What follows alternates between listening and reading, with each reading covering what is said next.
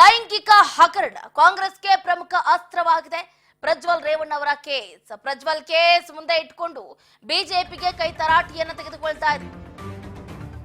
Central election ಸಂದರ್ಭದಲ್ಲಿ ಬಹಳ ದೊಡ್ಡ ಮಟ್ಟದ ಅಸ್ತ್ರ ಸಿಕ್ಕಿದೆ ಅಂತಾನೆ ಹೇಳಬಹುದು. ಬಿಜೆಪಿಗೆ ಜೆಡಿಎಸ್ಗೆ ಮುಖಭಂಗ ಅಂತಾನೆ ಹೇಳಬಹುದು ಈ ಪ್ರಕರಣ.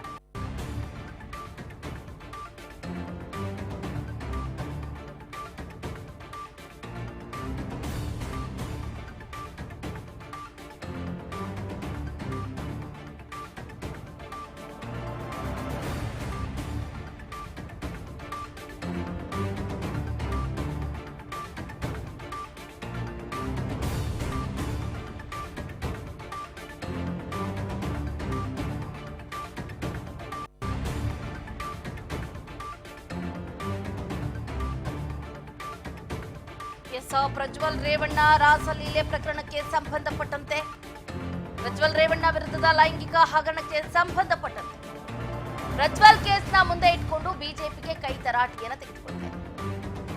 ಪ್ರಧಾನಿ ನರೇಂದ್ರ ಮೋದಿಗೆ ಪ್ರಿಯಾಂಕಾ ಗಾಂಧಿ ತರಾಟೆಯನ್ನು ತೆಗೆದುಕೊಂಡಿರುವಂತದ್ದು. ಲೈಂಗಿಕ ಹಗರಣ ಪ್ರಸ್ತಾಪಿಸಿ ಮೋದಿಗೆ ಪ್ರಿಯಾಂಕಾ ವಾಗ್ದಾಳಿಯನ್ನು ನಡೆಸಿದ್ದಾರೆ.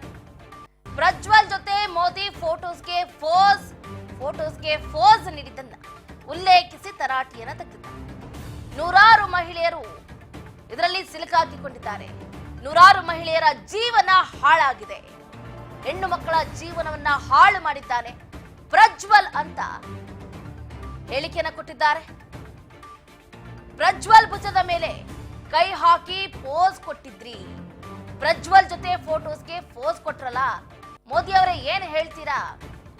ರಾಜ್ಯ ಅಷ್ಟೇ ಅಲ್ಲದೆ ಇಡೀ ದೇಶದಲ್ಲೇನೆ ಈ ಪ್ರಕರಣ ದೊಡ್ಡ ಮಟ್ಟದಲ್ಲಿ ಸುದ್ದಿ ಆಗ್ತಾ ಇದೆ.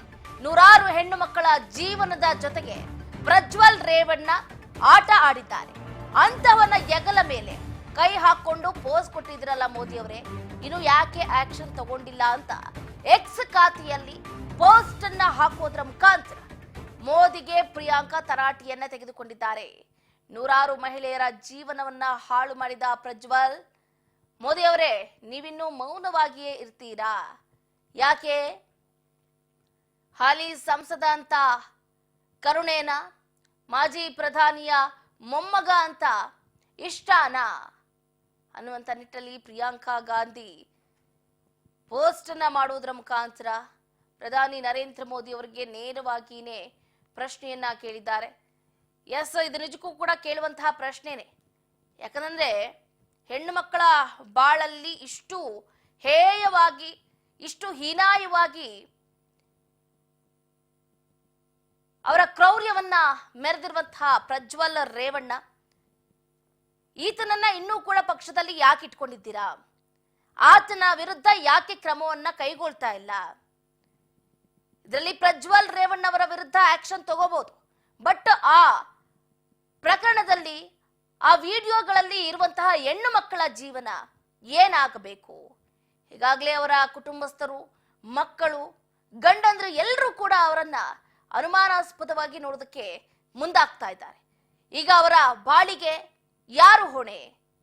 ಅವ್ರು ಏನಾದ್ರೂ ಹೆಚ್ಚು ಕಮ್ಮಿ ಮಾಡ್ಕೊಂಡ್ರೆ ಏನಾಗಬೇಕು? ಇದಕ್ಕೆ ಉತ್ತರ ಕೊಡಿ ಪ್ರಧಾನಿ ನರೇಂದ್ರ ಮೋದಿ ಅವರೇ ಅಂತ ಟ್ವೀಟ್ ಮೂಲಕ ಹರಿಹಾಯ್ದಿದ್ದಾರೆ ಪ್ರಿಯಾಂಕಾ ವಾದ್ರಾ ಅವರು.